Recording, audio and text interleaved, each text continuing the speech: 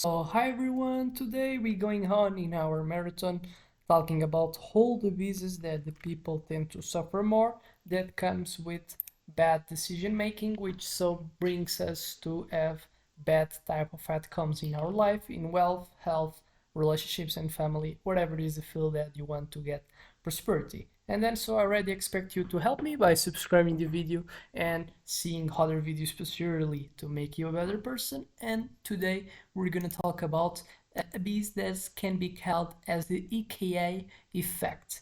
And what so is the IKEA effect is a cognitive beast where people overvalue things that they have built or work on themselves, even if the final product is not objectively better than a professionally made one. So this happens because what the effort that we put into something make us feel more emotional attached to it. So basically, the effect is explained in that three simple phrases, and it's something that obviously comes with the nature of human overvalues everything that he has more affinity with, because we perceive that the things that we have get accustomed that we have liked, they have a higher probability to be valuable, because if we not get so we not put off and we didn't care about the thing, if we're remaining to have it during all that time, it's because it has valuable is better than all other things that we have not got, obviously considering as well the limits that we have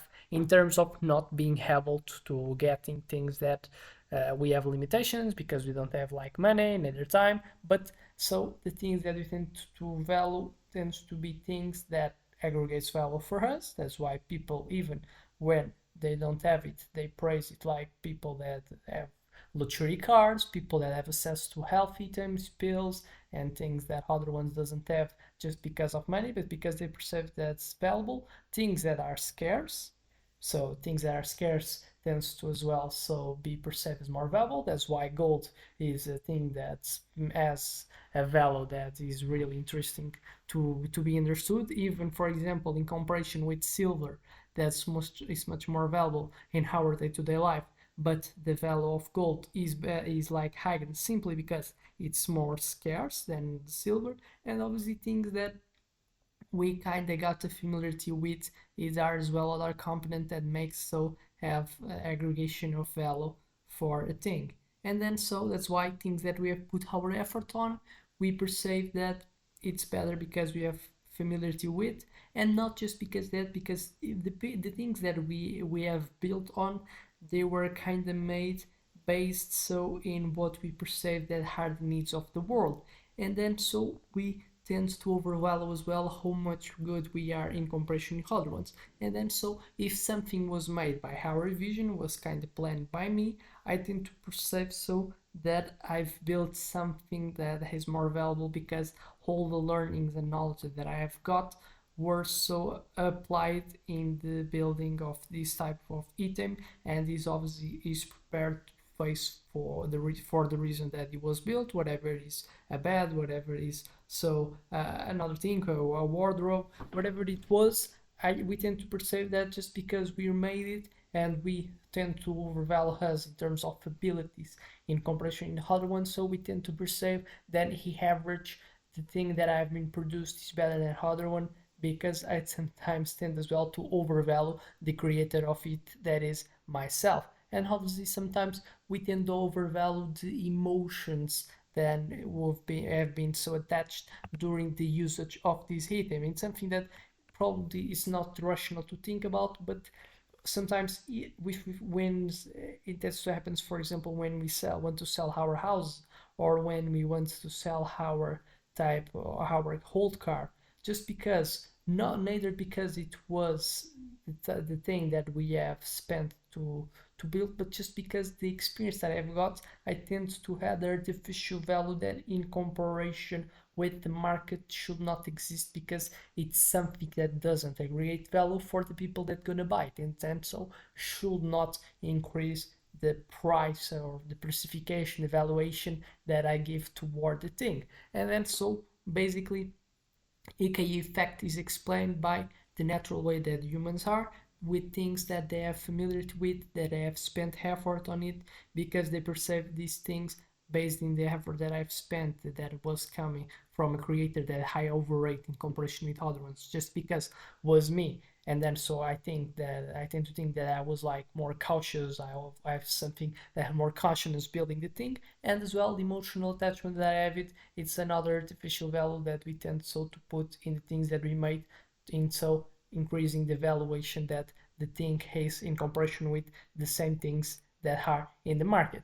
And then so when you're more susceptible, when you invest time in effort, when we struggle through a process, so it increases our perceptions of how difficult it can be so to build a thing like that, in comparison that probably is just because we're not so much expert that made it much more easier than we do.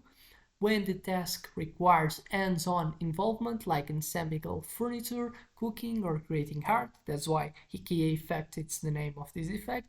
When we have so personally identify with what we have built, making criticism feels like an attack towards ourselves, and sometimes we tend to project things that we are as a person in the things that have been created. That's why some of the arts then by being given so the by knowing what was the actor that made so the art, it increases so much the value in comparison if was like a no type of artist, just because was made by someone. And this obviously that comes as well, this high valuation comes by the own creator, that by all things that he made, sometimes it tends so to increase the valuation of the thing that he created, just because of how he perceives the how he is, what he is. And then so is as well another artificial value that's like one of the things that he's more connected with being and suffer with bees. And then so real life examples, we have the AI furniture. People tend to value their self-assembled IKEA furniture more than pre-assembled high quality alternatives. That's something that happens a lot. Cooking a homemade meal often tastes better to the person who cooked it, even if a chef might do a better job. That's another thing that's important. Startups and projects, entrepreneurs can overestimate the value of their business ideas just because they've built them from scratch. As well, another type of example of this, so this type of biz. And we have workplace contributions as well.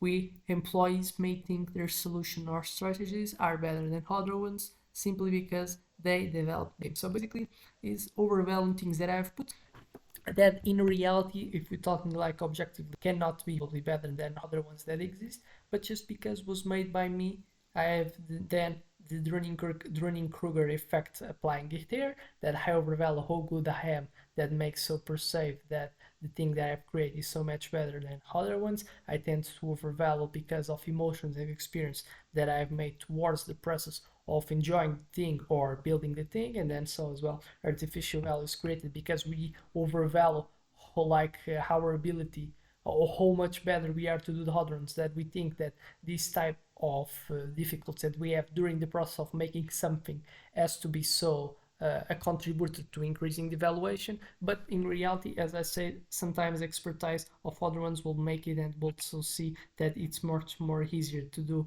that the way that I did.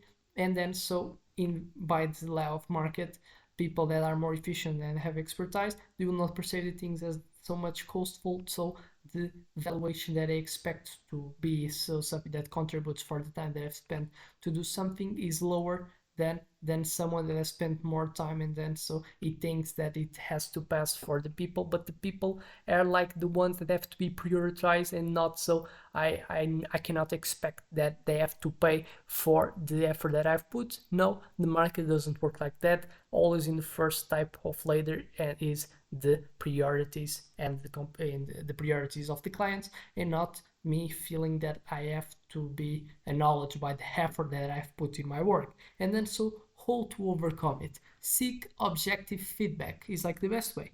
Ask neutral third parties to evaluate your worker or your work instead of you.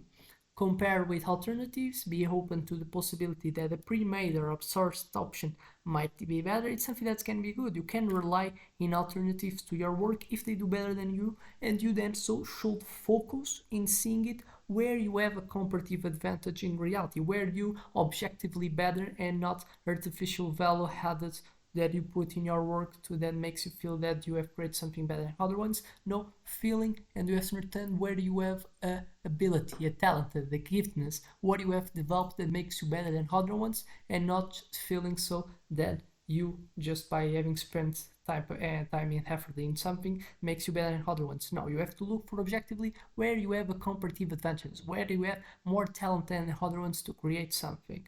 So detached from emotion and effort, it is helpful if you adopt third parts that doesn't suffer with this piece because they're evaluating works that are not the ones that they have made. And then so recognize the bees is as well the first step to being aware that can exist. So overvaluation by your part from your job that obviously makes you not sell something because sometimes you don't want to sell at a price that is fair for the thing that you have created. So I expect this video has helped you to make you a better person, and see you in the next one.